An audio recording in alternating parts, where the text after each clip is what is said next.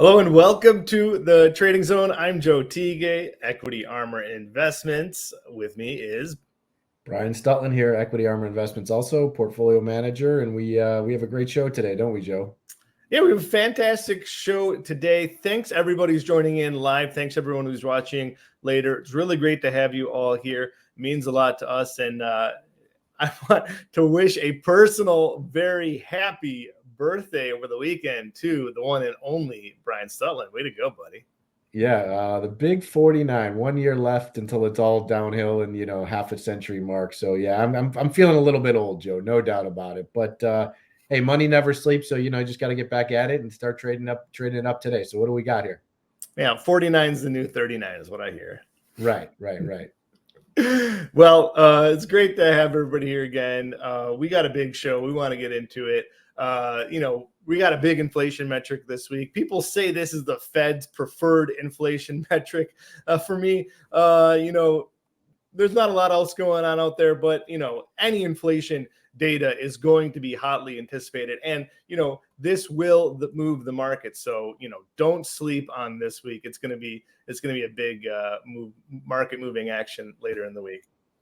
Yeah, no doubt that inflation will be very key, but we have a great show. The big story really today is going to be a lot of talk about Apple and NVDA. We really want to get into that. We'll get into that a little bit later in the show, but there's really some interesting things that have happened with some major rebalances, literally billions of dollars swinging around the table here between Apple and NVIDIA and rebalances and what that really means for the market, because a lot of that has affected what's happening today, actually, with the big rotation. But before we get into that, obviously, we want to talk about some of the trends, some of the action that's happening right now. What are you seeing about this trend here, Joe? Yeah, well, I mean, we know that big rotation involves Apple and NVIDIA. NVIDIA is just absolutely getting clobbered today.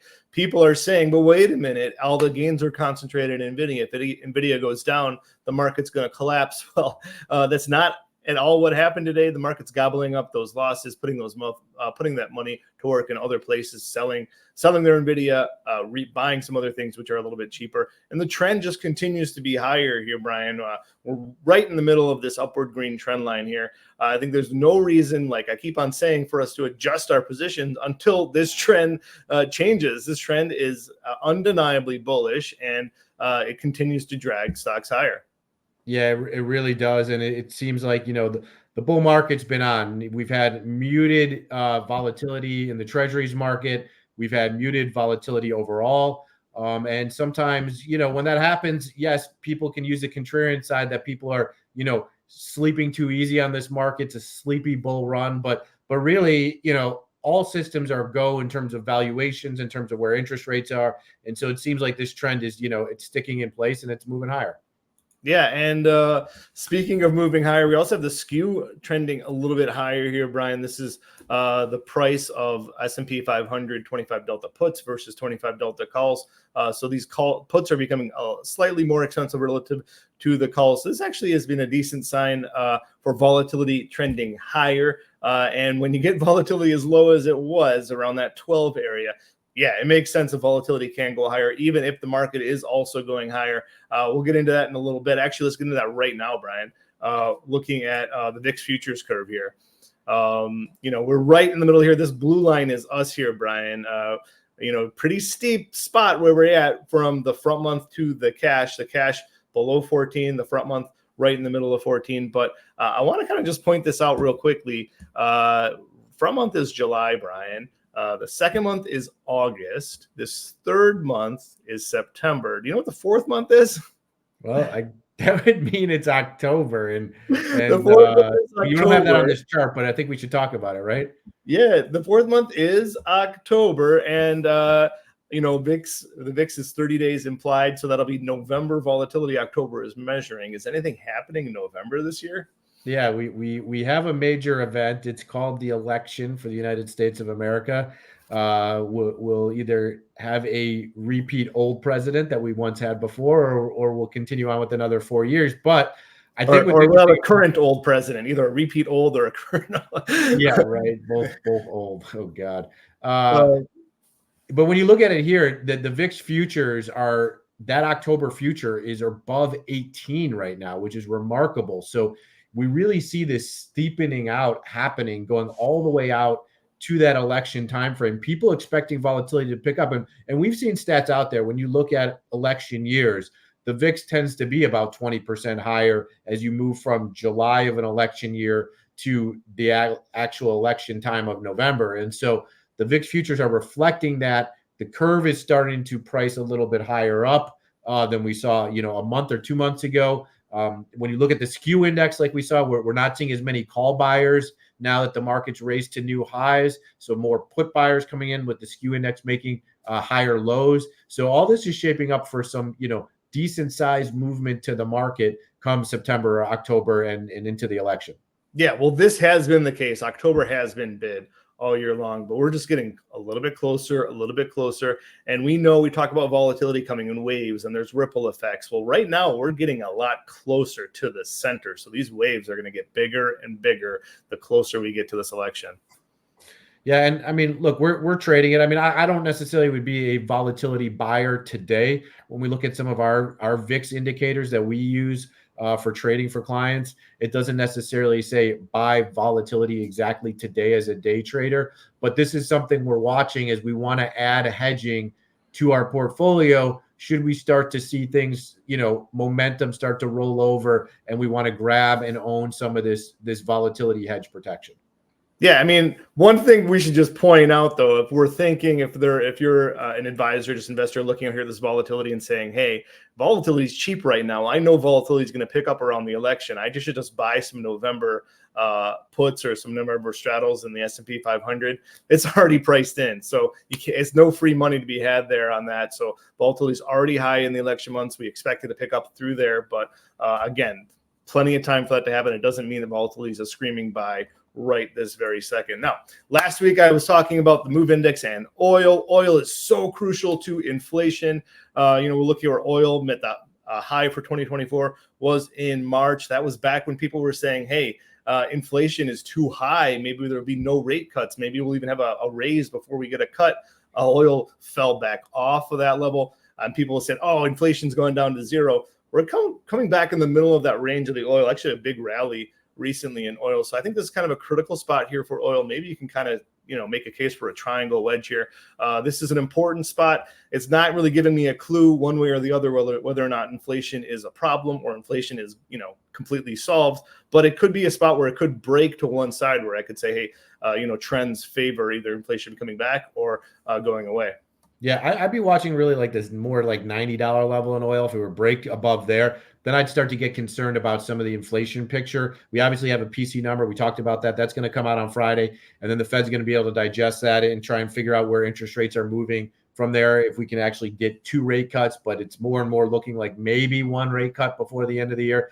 If I suspect it. So unless oil is sitting here below $70, I think that's when maybe the rate cuts start to kick in. But oil just sitting around here with inflation where it's at, this is sort of like you said, this wedge factor. So nothing really to do in that sense. And I think that's affecting some of the volatility in the treasuries market, right? I mean, we probably have something here on the MOVE Index that you talked about last week, Joe, as it indicates where that could be and what that means for stocks. Yeah, and it just very closely correlates to this MOVE Index, the oil prices, because it's very closely correlated to inflation. We know the MOVE Index is going to be moving off of either inflation expectations being a problem or growth expectations being a problem. But this is just really critical for me. We're down below 90 here. We're actually 94 today. So this is really important here. We're in this area.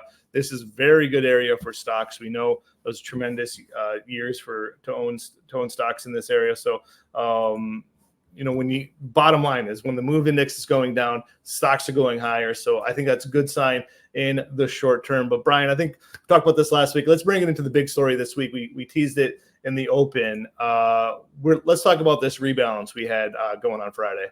Yeah, I mean, this is tremendous, really. When you look at how ETFs really control this market and the passive ETFs and what they do and to push things around, the S&P technology sector ETF is massive. It's about an $80 billion fund. If you spread that out across other ETFs that kind of track the tech sector, they kind of all follow in trend line with each other. And really what we've seen is there's certain components and requirements that these ETFs have to have. And what happened was we saw this huge rebalance, this reweighting of the index, where Apple went from literally a 20% weighting in the index down to less than 5%. So massive amounts of selling that needed to take place in Apple stock on Friday to sort of get back in line with what its current weighting is, whereas NVIDIA actually added some weighting to it, getting above 5% now, above that 6% level. So really a huge trade. And I think traders were really trying to get ahead of this. Basically, Apple had their big tech conference. They talked about AI, how they're getting involved in that. The stock had a huge pop above $200. But since then, June 12th or 13th, we sort of saw that back off a little bit as this reweighting took place. So this is really affecting the market, not just last week, but now this week. And, right here, I mean, what do you see here, Joe? Do you think people got over exuberant about NVIDIA during this rebalance and now it's coming back into line?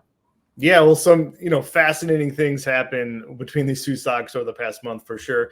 NVIDIA, great earnings. NVIDIA had announcement of their split. They ran up to new all-time highs. Apple had that amazing, unveiling. The market bought into. They believe it. There's a reason to get the next version of an iPhone now. There's going to be excitement again around new Apple products. We'll see if that comes to pass, but there is, that's been what the street's been talking about and excited about it.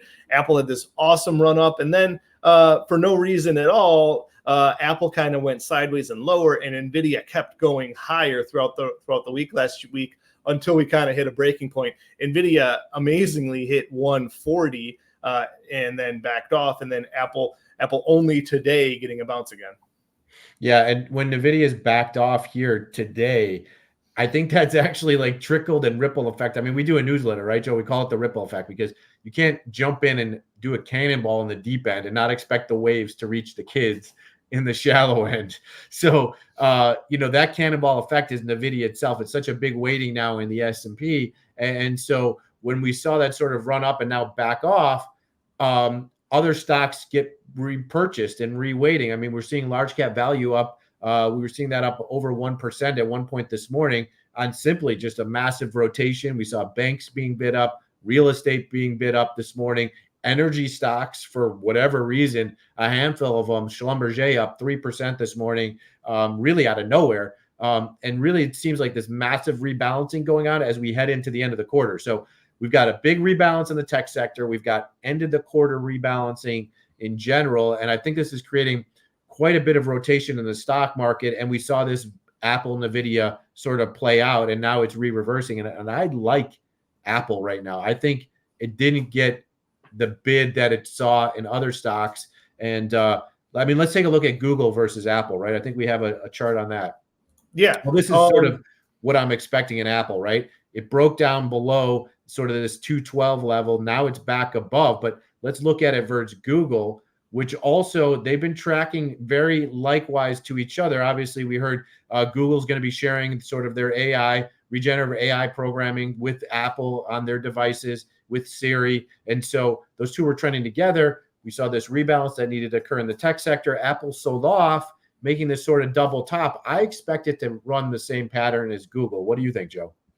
Yeah, it makes a lot of sense to me to see. I love that Apple's today is retaking this level. I love the pattern that Google had. I think it makes a lot of sense. It trends and back to these all-time highs. Just in general, to see this rotation today, I think is very healthy. It's actually something we've seen a lot this year. We've seen the semiconductors have been leading this rally. The tech companies have been leading this rally. There have been days when NVIDIA and the semiconductors and Apples have had sell-offs and the rest of the market did well. But then we go back to the risk on trade where, the semiconductors will go back to leading. So this has been going on all year long. I think this is very healthy. This is a sign of low correlation. This is actually a sign of low volatility when you see stocks moving in opposite directions. I think that's a sign of a healthy market. Last week, we were talking about the lack of breadth and how all the gains are coming from one place. I think it's a good sign to see that spread out today. I think that's good for the rally to continue. That's a good signal. And last week, Brian, I put on a trade for Apple. I was saying, boy, I would love to see it pull back. I'd love to load up the truck down here at 205. And I'd love to participate to the upside because I think there's potential for it to escape past these all-time highs and reach new levels. Remember, NVIDIA up, even after today's sell-off, still up over 140% on the year. Apple's having a nice year, up 10%, but nowhere near the hype levels that NVIDIA has had. I think with the new optimism, the new excitement around their new AI products, I think there's reason to think that the AI hype, the AI excitement will reach Apple. There's reason for me to think that Apple will have a nice rally. I want to continue this trade. Last week, this trade was, I put it on for 2.25. It's right around flat right now, maybe a little bit of a credit to put this on. You could collect money to put this on. It allows you to get into Apple below 205, where I'd want to own it anyway, and we can participate to the upside if it does break above 220. Yeah, I really like this trade, and I mean, if I hadn't put this on last week, or maybe I did, and I want to sort of average in right now, I think now is the time to do it, because I really do feel like Apple is poised to sort of play some catch up to where Google has moved, stock pricing wise, on a technical basis. It got above this 211.75 level. So I think as long as it stays above there, the trend would push basically to all-time highs here. And so leaving that short put down at 205, yeah, Joe, back up the truck and let me buy this stock at 205. I would love for that to happen. So I'm not too concerned. And that's why I'm willing to sell that put, reduce the cost of an option spread, the call spread that we bought to play to the upside. I would reduce that cost by selling this put. So this is a trade idea I really like, and I think eventually, by the time we get to that July expiration, that this trade plays out as a winner. So I'd be looking to add to this, and this is a way for portfolio managers to sort of rebalance in without having to do that, because obviously, if Apple doesn't get down to 205 or below, this trade now trading for a credit, basically you collect money and nothing happens. The options just expire off, and it is what it is. So I really like the risk reward situation here on this. Yeah, and I think it'll move like the market. If we're, as a portfolio manager, we're in the middle of this upward channel here.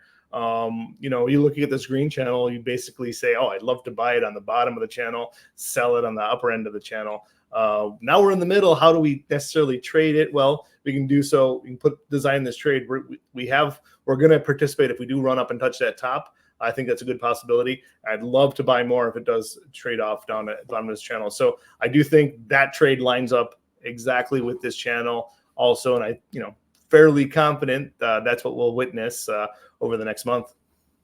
Yeah, and I think, like we said, if this channel breaks, just to retouch back on this, I know we're talking about the Apple trade here, but just to retouch on this trend channel, if it breaks this channel, that's maybe when some of the volatility regime, I start to get worried, and I'm going to be looking to add protection, add hedges to client portfolios if that channel breaks. But right now, we're in a good spot here. So, Joe, this has been a great show, some really good tips. I mean, obviously, big names like Apple and NVIDIA we've talked about. I have to be watching those for clients, right, Joe? I mean, these things are drivers of the market these days. And the AI play in general has been what's driven the returns to the market this year. So much concentrated in those few names that I need to be watching these and watching some of these levels. Yeah, and it's exciting to watch, and it's really just exciting to be, a participant in the market in the middle of this AI revolution. So I can't wait to see what happens next. Yeah. All right, folks. Tune in every Monday, 1 p.m. Eastern time. We're here on Trading Zone. We have a great show, obviously. We break down volatility. We break down some stock picking. We break down what's going on in the market in general. So if you're an investment advisor, an individual, feel free to reach out to us if you have any other questions here, or write in on the chat as we talk live during the show. We love to hear from you as we try and sort of navigate this election year, which, volatility is coming down the pipeline. So tune in every week. I'm Brian Stutland here, portfolio manager, Equity Armor Investments, with my colleague, Joe Teague, also portfolio manager at Equity Armor Investments. We'd love to see you every week. Tune in and keep following. Have a good week.